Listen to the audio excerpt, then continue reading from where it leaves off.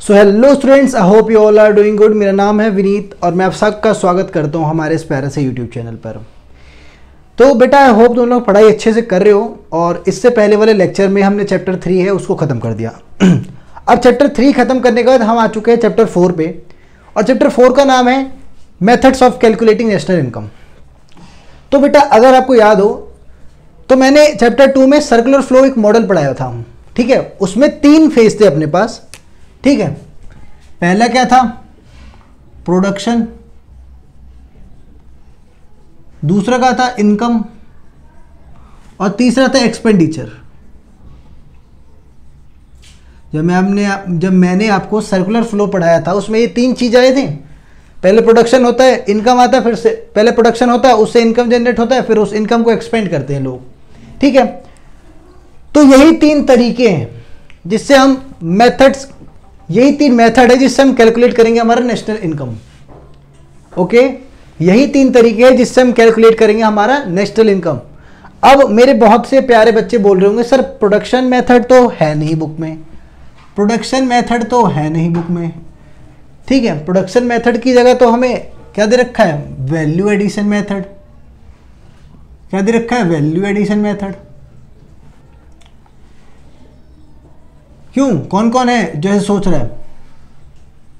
बहुत से मेरे प्यारे बच्चे ये सोच रहे होंगे कि सर हमें तो दे रखा है वैल्यू एडिशन, ठीक है, वैल्यू एडिशन मेथड दे रखा है, आप प्रोडक्शन मेथड बता रहे हो।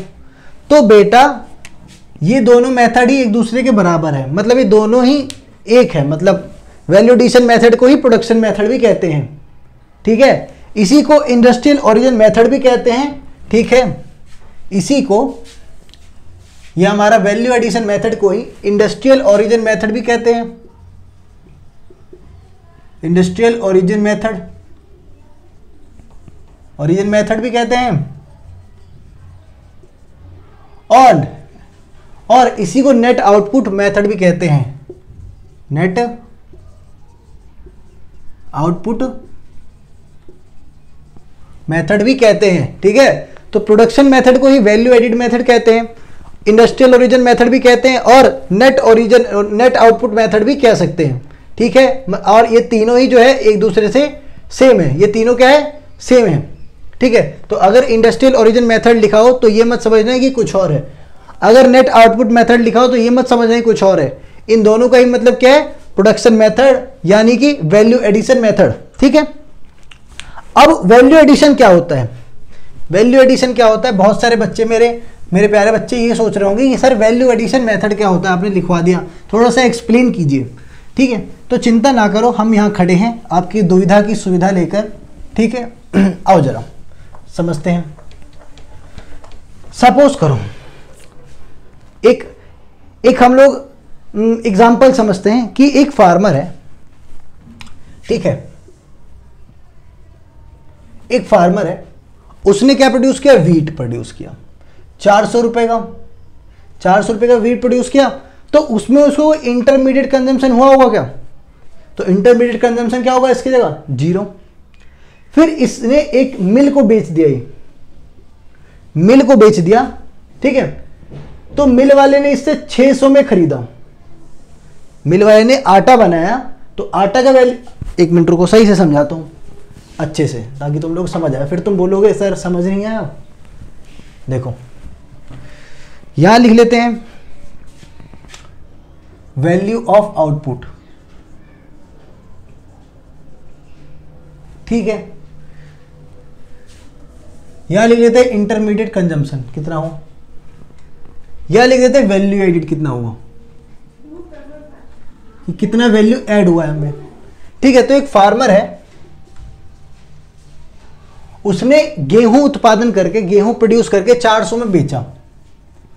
तो इसमें कोई भी इसको क्या इंटरमीडिएट कंजम्पशन, इंटरमीडिएट कॉस्ट नहीं लगा हुआ, तो 0। अब इसने एक मिल वाले को बेचा और मिल वाले ने उससे क्या फ्लोर, आटा बनाकर, जो आटा है वो 600 रुपए में बेचा, ठीक है। तो मिल वाले का इंटरमीडिएट कंजम्पशन कितना होगा? 400 रुपए। अब मिल वाले ने एक बेकर को बेचा, बेकर को कितने का बेचा? 1000 रुपए का। ठीक है, एक मिल वाले ने बेकर को बेचा 600। देखो सुनो, फिर से समझो, मैं समझ गया, तुम लोगों को समझ नहीं आ रहा हो। देखो एक फार्मर है, उसने उत्पादन किया गेहूं 400 रुपए का, तो उसको कोई इंटरमीडिएट कॉस्ट नहीं लगा हुआ। उसने उस गेहूं को मिल वाले को बेचा। अब मिल वाले ने आटा बनाया जिसकी कीमत थी 600 रुपए, ठीक है, तो उसका इंटरमीडिएट कंजम्पशन कितना हुआ? 400 रुपए का। अब उस मिल वाले ने एक बेकर को बेचा आटे को, उसने ब्रेड बनाया, ठीक है, उस ब्रेड का वर्थ था 1000 रुपए, समझ गए? तो उस मिल वाले का बेकर का इंटरमीडिएट कंजम्पशन कितना होगा? 600 रुपए। अब इस बेकर ने इस जो उसने ब्रेड बनाया था इसको मार्केट में बेचा 1200 का, ठीक है, मार्केट में कितना बेचा? मार्केट में कितना के बेचा? 1200 का, ठीक है। तो यहां पे मार्केट में इसका इंटरमीडिएट कंजम्पशन क्या होगा? 1000, यही होगा इंटरमीडिएट कंजम्पशन, समझ गए? अब आओ जरा, कितना वैल्यू ऐड हुआ? तो वैल्यू ऑफ आउटपुट में से इंटरमीडिएट कंजम्पशन घटा दो, हमारा क्या निकल जाएगा? Value addition. तो 400 में से 0 गया तो 400 रुपये ऐड हुआ था, 600 में से 400 गया 200 रुपये ऐड हुआ था, 1000 में से 600 गया 400 रुपये ऐड हुआ था, 1200 में 1000 गया तो 200 रुपये ऐड हुआ था, ठीक है। अब जरा वैल्यू ऑफ एडिशन टोटल कितना आया? 0 0 0 0 0 0 0 0, 4 और 2 8, 8 4 12, 12 और 2 4 और 4 8, 8 और 2 10, 10 और 2 12, कितना है? 1200, ठीक है। तो इतना वैल्यू एडिशन हुआ, समझ गए? वैल्यू एडिशन कितने का हुआ? इतने का, समझ गए? हाँ है ना। वैल्यू एडिशन का मतलब होता है कि वैल्यू ऑफ आउटपुट में कितना इंटरमीडिएट कंजम्पशन जुड़ा है, ठीक है। तो ये देखो 600 रुपये का इसने वैल्यू ऑफ आउटपुट था, इंटरमीडिएट कंजम्पशन 400 का था, तो 200 रुपये इसमें वैल्यू इसमें जुड़ी है, ठीक है। इसमें 1000 रुपये का बेकर ने ब्रेड बना के दिया, खरीदा 600 का था, तो इंटरमीडिएट कंजम्पशन कितने का हुआ? 600 का। तो हमारा क्या वैल्यू एडिट कितना हुआ? 400 रुपये का वैल्यू एडिशन किया था हमारा किसने? बेकर साहब ने, समझ गए? अब आओ जरा, अब देखो, अब बच्चों को जब बोला जाता है ना कि वैल्यू एडिट निकाल के दिखाओ, बच्चों को जब बोला जाता है कि बेटा ये होता है वैल्यू एडिशन कितने का हुआ है, तो लोग क्या करते हैं? वैल्यू ऑफ आउटपुट को ही जोड़ देते हैं, सीधा क्या करते हैं? वैल्यू ऑफ आउटपुट को जोड़ देते हैं, ठीक है। तो वैल्यू ऑफ आउटपुट कितना आएगा? 1000 और 1000 2200, 2200 और 6 कितना? 2800, 2800 और 4 3200, ठीक है। बच्चों से बोलते हैं वैल्यू एडिट ऐड करने को, तो वो क्या कर देते हैं? वैल्यू ऑफ आउटपुट जोड़ के दे देते हैं कि सर ये लो आप, वैल्यू इतनी ऐड हुई है, वैल्यू एडिशन इतने का हुआ है। तो क्या ये सही है? क्या ये सही है? नहीं बेटा, देखो यहां पे जब आपको बोला जाता है कि आप वैल्यू ऐड करके दो, तो आप लोग इस वैल्यू ऑफ आउटपुट को कभी नहीं जोड़ोगे। अगर आप वैल्यू ऑफ आउटपुट को जोड़ते हो तो यहां पर क्या हो जाता है? यहां पर हो जाता है क्या? Double counting. अब सर डबल काउंटिंग कैसे? तो देखो, जब इस मिल वाले ने इससे 600 रुपए का अगर जब इसने आटा बना के लिया तो उसमें 400 रुपए तो जुड़ेंगे ही होंगे, ठीक है। 400 रुपए जोड़ेगा जब भी तो अपना मार्जिन निकाल के देगा। अब ये ब्रेड वाला है, उसने 1000 के ब्रेड बनाए, तो 1000 के ब्रेड बनाया तो क्या इसने 600 रुपए नहीं जोड़े होंगे? सेम टू सेम अगर वो मार्केट में 1200 का बेच रहा है तो 1000 नहीं जोड़ा होगा, है ना। तो जब इसमें जुड़ गया है तो फिर हम क्यों जोड़ रहे हैं? तो यहाँ पे डबल काउंटिंग हो जाती है ना।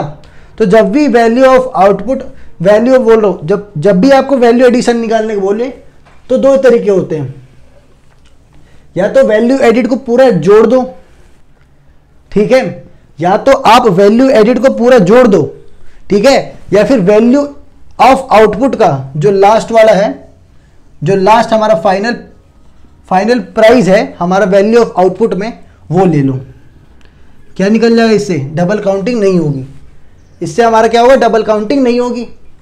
या तो वैल्यू एडिशन बोले तो आप वैल्यू एडिट पूरा जोड़ दो, या फिर आप जो लास्ट है वैल्यू ऑफ आउटपुट का जो लास्ट हमारा फाइनल प्राइस निकला है उसको ले लो। जैसे क्या है हमारा फाइनल प्राइस? 1200। तो 1200 ही कितना हुआ हमारा? वैल्यू एडिशन 1200 का। देखो यहाँ पे 1200 आ रहा है, मतलब कि ये वाला 1200 बराबर ये वाला 1200, मतलब वैल्यू एडिशन 1200 का हो रहा है। ठीक है, तो कहीं भी आपको जब बोले कि वैल्यू ऐड करके दिखाओ तो कहीं भी आप वैल्यू ऑफ आउटपुट ऐड नहीं करोगे, इससे डबल काउंटिंग हो जाएगी। ठीक है, इसी को अवॉइड करने के लिए दो तरीके हैं। पहला, या तो वैल्यू एडिट को पूरा जोड़ लो कितना वैल्यू ऐड हुआ, या तो जो हमारा फाइनल प्राइस है, फाइनल गुड का प्राइस है वो ले लो जो कि है 1200 रुपये, तो इससे डबल काउंटिंग जो है उसको अवॉइड कर सकते हैं। ठीक है, तो ये होता है वैल्यू एडिशन। अब इसका एक फॉर्मूला है जो मैं आपको समझाना चाहूंगा। ठीक है, देखो वैल्यू एडिशन को ही, वैल्यू एडेड मेथड को ही बोलते हैं जीडीपी एट एमपी। क्या बोलते हैं? GDP at MP. Value addition वाले जो मेथड है उसी को क्या बोलते हैं? GDP at MB. मतलब कि सर जो जीडीपी एट एमपी है वो इज इक्वल टू है वैल्यू एडिशन मेथड के। तो हाँ बेटा, देखो GDP MP is equal to value added. ठीक है, इसको जीवीए बोलते हैं, GVA gross value added method at market price. ठीक है, तो ये दोनों जो होगा वो एक दूसरे के बराबर होगा। समझ गए? तो GDP MP is equal to GVA MP. समझ गए? इसको उतारो जरा, फॉर्मूले में आपको समझा दूं एक बार। ठीक है, अब इस जीवीए एमपी या फिर जीडीपी एमपी बोल लो, इसका फॉर्मूला क्या है? इसका फॉर्मूला है कि वैल्यू, मैंने अभी पहले बताया था, value of output minus intermediate consumption. तो value of output minus IC मतलब इंटरमीडिएट कंजम्पशन। अब इधर तो अब वैल्यू ऑफ आउटपुट बराबर क्या होगा? सर वैल्यू ऑफ आउटपुट में किसको लेंगे? देखो वैल्यू ऑफ आउटपुट में लेंगे हम क्या? डोमेस्टिक या फिर सेल्स लेंगे, सेल्स बोल देता हूं सीधे, सेल्स या फिर एक्सपोर्ट। क्या? सेल्स या फिर एक्सपोर्ट। ठीक है, जब भी कोई डोमेस्टिक सेल होगा या फिर एक्सपोर्ट होगा तो हम क्या मानेंगे? वो सेल के अंदर ले लेंगे। ठीक है, जब भी आपको क्वेश्चन में एक्सपोर्ट या फिर सेल्स दिया होगा तो वैल्यू ऑफ आउटपुट की जगह रख सकते हो। ठीक है, अब आओ जरा इंटरमीडिएट कंजम्पशन। इंटरमीडिएट कंजम्पशन क्या रखोगे? Intermediate consumption. ठीक है,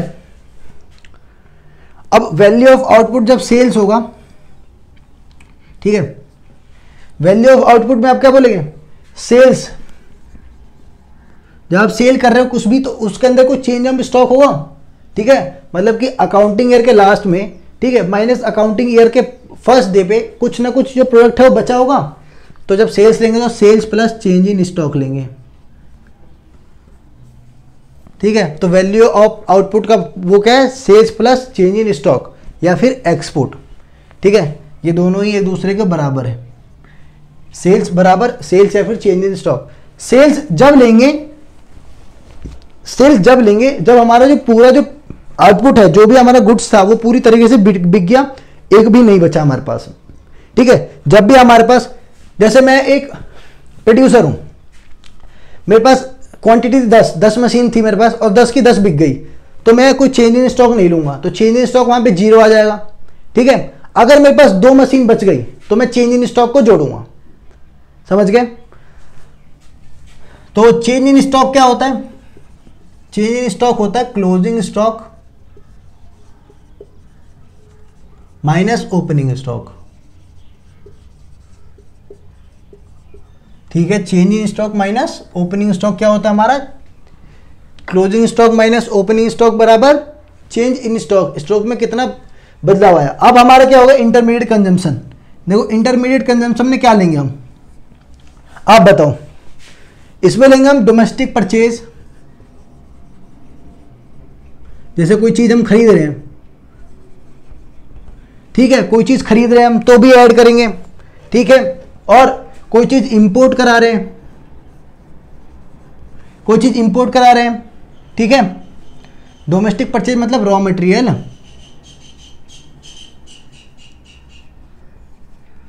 ठीक है। जैसे मैं भी कोई प्रोडक्शन कर रहा हूँ, उसके लिए रॉ मटेरियल चाहिए तो वो इंटरमीडिएट कंजम्पशन में आएगा, ठीक है। या फिर कोई इंपोर्ट करा रहा हूँ तो वो भी किस में आएगा, इंटरमीडिएट कंजम्पशन में आएगा। बेटे एक बात याद रखना, अगर मैं कोई मशीन खरीदता हूं, मशीन अगर मैं कोई खरीदता हूं तो वो कहीं भी इंटरमीडिएट कंजम्पशन में ऐड नहीं होगा, ठीक है। तो अगर मैं मशीन खरीदता हूं तो वो इंटरमीडिएट कंजम्पशन में नहीं जोड़ा जाएगा, समझ गए। इंटरमीडिएट कंजम्पशन में सिर्फ हमारा रॉ मटेरियल जो है वही जोड़ा जाएगा। या फिर कोई डोमेस्टिक परचेज हो गया तो वही हमारा क्या, सिर्फ इंटरमीडिएट कंजम्पशन में पार्टिसिपेट करेगा। और हमारा इंपोर्ट, कई मशीनरी को ऐड नहीं करेंगे, ठीक है। तो एक बार ये रफ था, अब मैं एक बार तुम्हें साफ सुथरा लिख के दिखाता हूं ये सारे फॉर्मूले, ठीक है। आओ जरा,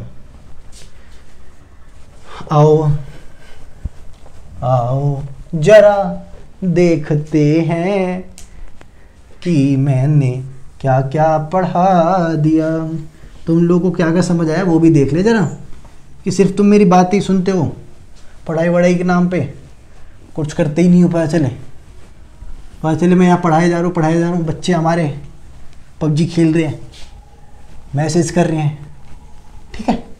आओ फिर एक क्वेश्चन भी सॉल्व करके देखेंगे।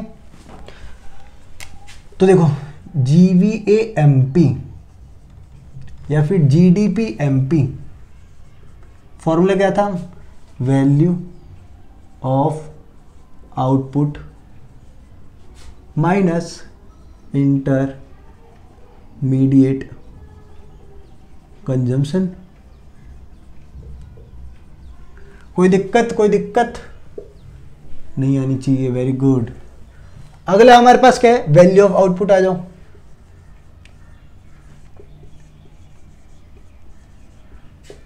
वैल्यू ऑफ आउटपुट बराबर sales plus change in stock.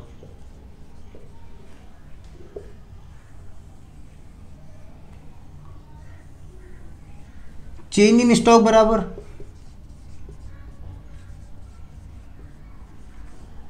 Closing stock minus opening stock. आ जाओ आ जाओ आ जाओ आ जाओ। अब सेल्स में क्या लेंगे, सेल्स में क्या लेंगे, या तो एक्सपोर्ट होगा, ठीक है, या तो एक्सपोर्ट होगा या फिर कोई भी सेल होगा, डोमेस्टिक परचेज या फिर डोमेस्टिक सेल, या फिर कोई भी सेल कर रहे हैं बस हम, ठीक है। सेल होगा तो सेल्स में सेल और एक्सपोर्ट जुड़ेगा ही जुड़ेगा, अपने को पता ही है। अब आगे जरा आईसी पे, आईसी में क्या होगा, रॉ मटेरियल और डोमेस्टिक परचेज कोई सा भी,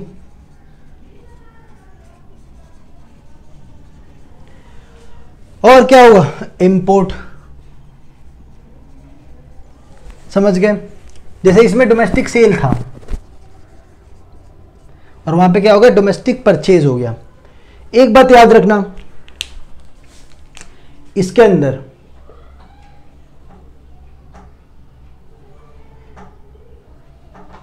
मशीनरी ऐड नहीं होगी, मशीनरी ऐड नहीं होगी। अगर कोई मशीन खरीदते तो फाइनल गुड होता है, इंटरमीडिएट कंजम्पशन में नहीं आएगा वो, ठीक है।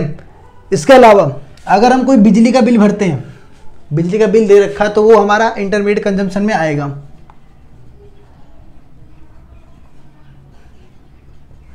ठीक है। या फिर कोई रॉ मटेरियल खरीद लेते हैं, ठीक है। समझ गए, समझ गए। तो ये हमारे फॉर्मूले थे। अब इस पे मैं तुम्हें 2 सवाल कराऊंगा, एक नहीं 2 सवाल कराऊंगा, और मैं मेक श्योर करूंगा कि आपको चीजें एकदम क्रिस्टल क्लियर हो गई हो, ठीक है। तो स्टूडेंट्स अब देखते हैं, हमारे पास एक क्वेश्चन दे रखा है यहाँ पे, ठीक है। यहाँ पे 2 फॉर्म दे रखी है, सेल्स बाय फॉर्म ए, दो फॉर्म है, एक फॉर्म ए और फॉर्म बी। तो जब भी ऐसे सवाल है इसमें 2 फॉर्म दे रखा होगा तो दोनों का जो है ना चार्ट अलग अलग बना लेंगे। क्या करेंगे अपन, दोनों का चार्ट अलग अलग बना लेंगे, ठीक है। तो इधर लिख लेते हैं फॉर्म ए, ठीक है। अब अपने को जब फॉर्म ए के बारे में चाहिए तो देखो क्या क्या दे रखा है, सेल्स बराबर कितना है 100। Sales from firm B by firm A, मतलब कि फर्म बी द्वारा फर्म ए ने कितना खरीदा है 40, तो मतलब परचेज बराबर 40। अब purchase from firm A by firm B, तो फर्म बी से अभी हम कुछ नहीं करेंगे, हम फर्म ए का चार्ट बना रहे हैं। Sales by firm B, sales firm B का सेल्स है तो इससे कोई मतलब नहीं है। Closing stock of firm B, closing stock कितना दे रखा है फर्म ए का, क्लोजिंग स्टॉक कितना है 20। आओ जरा फिर closing stock of firm B 35, opening stock of firm A, opening stock कितना दे रखा है, ओपनिंग स्टॉक दे रखा 25। ठीक है, ये हमारा फर्म ए का था। ठीक है, तो अब अगर फर्म ए का मेरे को निकालना है, उसके बाद जो भी चीजें हैं वो opening stock of firm B है और इनडायरेक्ट टैक्स है, जो कि दोनों पार्टी द्वारा दिया गया, दोनों फर्म द्वारा। अब मैंने क्या बताया था, जब भी हम GVAMP निकालते हैं या फिर GDPMP निकालते हैं, हमें क्या चाहिए, value of output minus intermediate consumption, यही बोला था। ठीक है, तो वैल्यू ऑफ आउटपुट है बराबर सेल्स,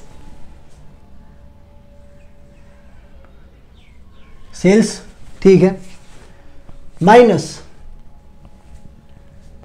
सेल्स में अब क्या है, सेल्स के बाद और क्या जुड़ेगा, चेंज इन स्टॉक। देखो ओपनिंग स्टॉक और क्लोजिंग स्टॉक दे रखा है, तो वैल्यू ऑफ आउटपुट बराबर क्या बताया था, VO, अगर मैं वैल्यू ऑफ आउटपुट क्या बताया था, वैल्यू ऑफ आउटपुट बराबर बताया था सेल्स प्लस चेंजिंग स्टॉक, है ना। तो वैल्यू ऑफ आउटपुट बराबर sales plus changing stock minus intermediate cost में क्या बताया था, परचेज 40, यही है बस। इंटरमीडिएट कॉस्ट में ये परचेज है 40, तो इंटरमीडिएट कॉस्ट में लिख देते हैं बस परचेज। कोई दिक्कत, यही दे रखा है, यही चीज हमें दे रखी है यहाँ पे ऊपर गिवन।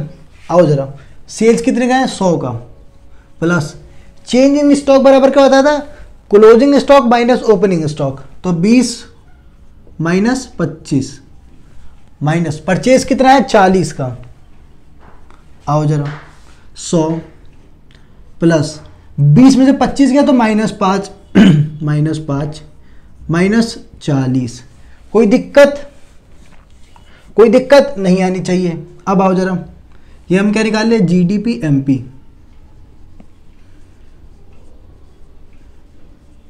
GDPMP या फिर तुम GVAMP भी लिख सकते हो, दोनों तो एक बराबर है। ठीक है, तो कितना निकलेगा 55, इसको घटा के देखोगे तो क्या आएगा 55। ठीक है, तो फर्म ए का GDPMP कितना निकला है 55। गुड। अब इस क्वेश्चन में निकालना क्या क्या था, अब ये क्वेश्चन में हमें निकालना क्या क्या था, निकालने के लिए वो तो मैंने लिखा ही नहीं, तो निकालना था वो वैल्यू एडिड निकालना है बोथ फर्म का, फर्म बोथ फर्म, फिर A एंड B दोनों का। दूसरा क्या चाहिए था हमें, दूसरा हमें चाहिए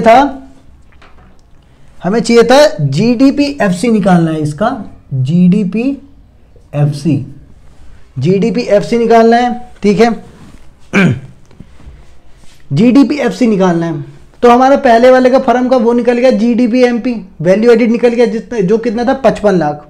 ठीक है, तो इसको साइड कर लेते हैं, तो यहां लिख लेते हैं, किधर, इधर लिख रहे थे, फर्म ए बराबर 55 लाख, फर्म ए बराबर 55 लाख लिख लिया। अब आओ जरा फर्म बी पे,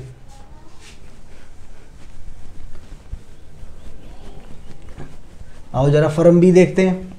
देखो ऐसा ही टेबल फिर से बनाना है, वो फर्म बी के लिए होगा। ठीक है, करना वही है जो हम कब से करे जा रहे हैं। जैसे हमने फर्म ए के लिए किया वैसे ही फर्म बी के लिए करोगे। आओ जरा फर्म बी में देखो, सेल्स सेल्स सेल्स सेल्स, देखो ये sales, sales by firm B 200, sales बराबर 200 रुपये, 200 लाख का सेल किया इसने। ठीक है, उसके बाद क्या चाहिए हमें, purchase from firm A by firm B. Firm A से कितना खरीदा फर्म बी ने, तो परचेज बराबर 60। आओ आ जाओ, closing stock of firm B, closing stock कितना था 35। Opening stock of firm B,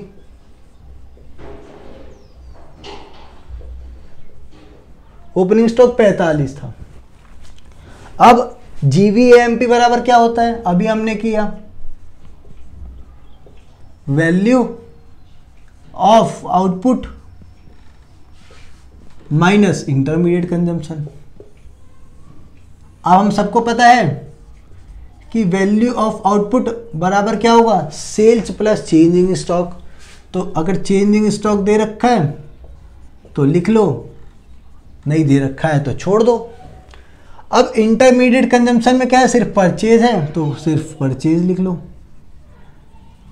कोई दिक्कत, कोई दिक्कत नहीं। चलो सेल्स कितने का 200 का, प्लस चेंजिंग स्टॉक बराबर opening stock minus closing stock, sorry closing stock minus opening stock. तो क्लोजिंग स्टॉक था हमारा 35, ओपनिंग स्टॉक था 45, माइनस परचेज कितने थे 60 का।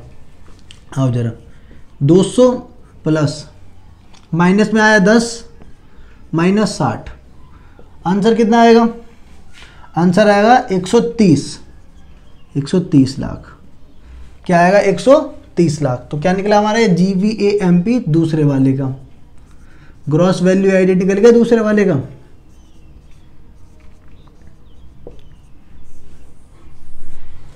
आओ जरा इधर लिख दो, फर्म बी का कितना निकला 130 लाख। अब निकालना है क्या, ये मिटा रहा हूं, अब निकालना है हमें जीडीपीएफसी। क्या निकालना है, जीडीपीएफसी। हमें अब क्या निकालना है, जीडीपीएफसी निकालना है। क्या जीडीपीएफसी, क्या निकल गया हमारे पास जीडीपीएमपी। क्या जीवीएएमपी बराबर जीडीपीएमपी हमको मालूम है। देखो gross domestic product, gross domestic product, factor cost, market price. तो जब फैक्टर कॉस्ट मार्केट प्राइस से फैक्टर कॉस्ट पे मैं जाऊंगा तो मैं क्या करूंगा, एनआईटी घटा दूंगा। ठीक है, और एनआईटी बराबर क्या होता है, आईटी माइनस सब्सिडी। एनआईटी बराबर आईटी माइनस सब्सिडी। दोनों का जीडीपीएमपी लिख लो। तो क्या फर्म ए का कितना है प्लस फर्म बी का कितना है माइनस एनआईटी। आओ जरा, फर्म ए बराबर 55 लाख, फर्म बी बराबर 130 लाख माइनस, इधर देखो आईटी दे रखा है क्या, नहीं दे रखा, सीधे इनडायरेक्ट टिक दे रखा है। तो आईटी बराबर होता है एनआईटी बराबर होता है आईटी माइनस सब्सिडी। सब्सिडी कुछ दे रखा है, नहीं दे रखा, तो यहाँ 0 लिख दो। आईटी बराबर क्या है, आईटी बराबर 30, सब्सिडी बराबर 0। आओ जरा 55 और 130, 55 और 130 कितना हुआ, 55 और 130 कितना हुआ 185 माइनस 30। क्या 185 माइनस 30, 185 में से 30 गया 5, 5 में 3 गया 5, 155 लाख। क्या निकला हमारा जीडीपीएफसी, क्या निकला हमारा जीडीपीएफसी कितना 155 लाख। कोई दिक्कत, कोई दिक्कत नहीं। क्या निकाल लें यहाँ पे भी जीडीपीएफसी लिख दो, कोई दिक्कत नहीं बेटा, कोई दिक्कत नहीं होनी चाहिए। आई होप तुम लोग समझ गए होगे मैं क्या समझा चाह रहा हूं। आओ जरा दूसरा क्वेश्चन एक बार देख लेते हैं। ठीक है, सो स्टूडेंट्स ये हमारा लास्ट क्वेश्चन है और हमारा वैल्यू एडिशन मेथड जो है वो खत्म हो जाएगा। ठीक है, तो इस वाले क्वेश्चन में देखो क्या बोला है, बोला गया है कि GVA-MP निकालो और नेशनल इनकम निकालो। ठीक है, तो सबसे पहले निकालेंगे gross value added eight market price. तो आप इस क्वेश्चन को देखो, डरना मत, इस क्वेश्चन को देख के डरना मत। ठीक है, बहुत ही आसान, बहुत ही वाहियात और बहुत ही घटिया किस्म का क्वेश्चन है ये। ठीक है, एकदम लीचड़ गलीच नीच और बहुत बेतुका सा सवाल है ये। ठीक है, देखो अपने को पता है निकालना क्या है, GVA-MP। तो इधर लिख लो GVA-MP। GVA-MP बराबर value of output minus intermediate consumption. आओ जरा देखो, वैल्यू ऑफ आउटपुट में क्या क्या दे रखा है, प्राइमरी सेक्टर का, सेकेंडरी सेक्टर का और टर्सरी सेक्टर का। लिख डालो यहां वैल्यू ऑफ आउटपुट में primary plus secondary plus tertiary,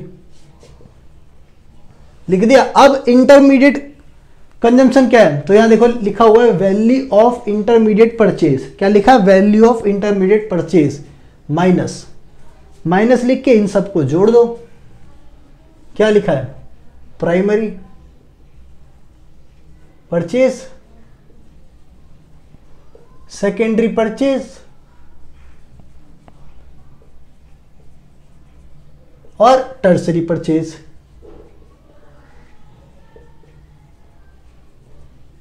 क्या, टर्सरी परचेज। आओ जरा, प्राइमरी सेक्टर में कितना सेल हुआ हमारा, 800 का वैल्यू ऑफ आउटपुट। सेकेंडरी में कितना वैल्यू ऑफ आउटपुट है, 200 का। टर्सरी में कितना है, 300 का। तो ये हमारा वैल्यू एडिशन हो गया। अब इंटरमीडिएट कंजम्पशन कितने का हुआ, 400 100 50, तो 400 प्लस 100 प्लस 50। कोई दिक्कत नहीं होनी चाहिए। आओ जरा, 800 प्लस 200 1000, 1000 प्लस 300 1300, मतलब 1300। 400 प्लस 100 500, 500 प्लस 50 550, मतलब 550, 550 यही आया। अब इसमें से इसको घटाए तो निकल जाएगा क्या हमारा, GVA-MP। क्या निकल जाएगा, GVA-MP। आओ जरा घटाते हैं।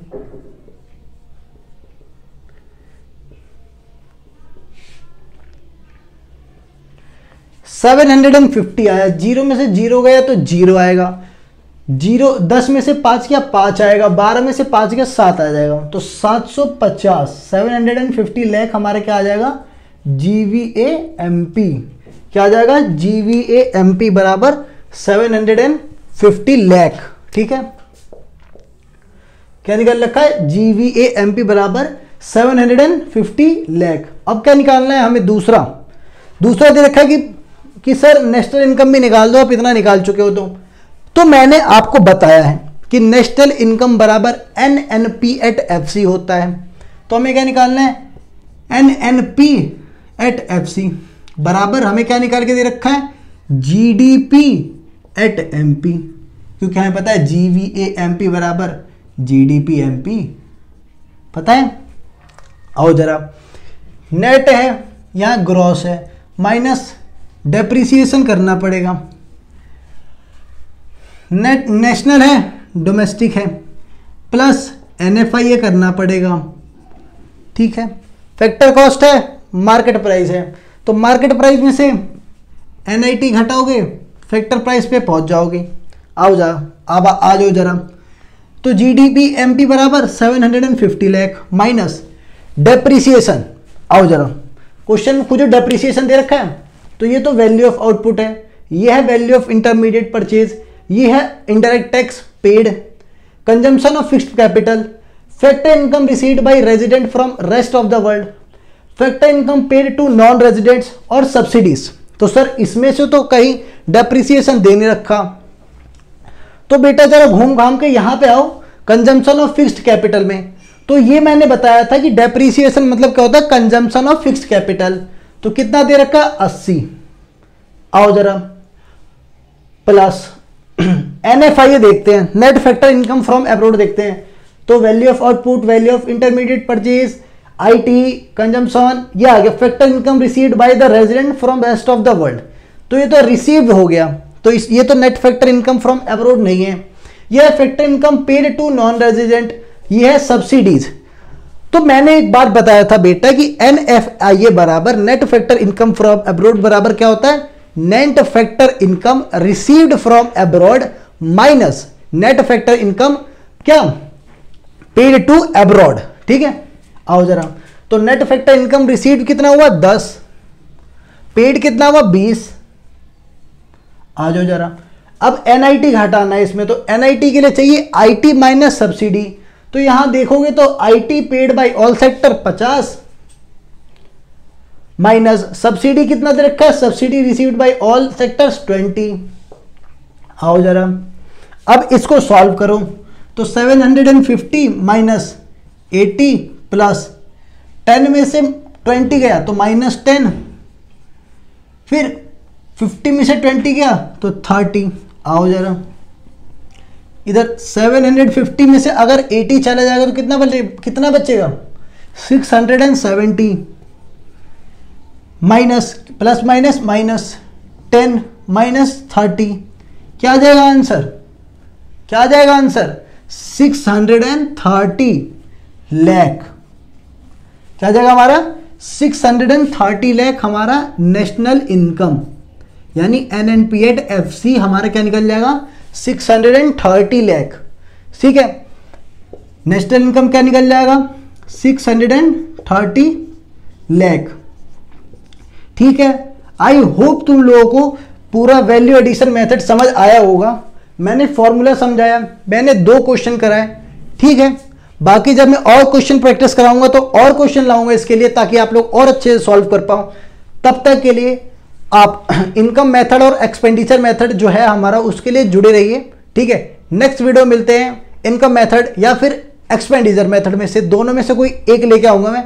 ठीक है, तब तक के लिए हमारे चैनल को सब्सक्राइब करके, वीडियो को लाइक करके अपने व्हाट्सएप ग्रुप पे शेयर कर देना, ताकि बाकी बच्चे भी देख सके।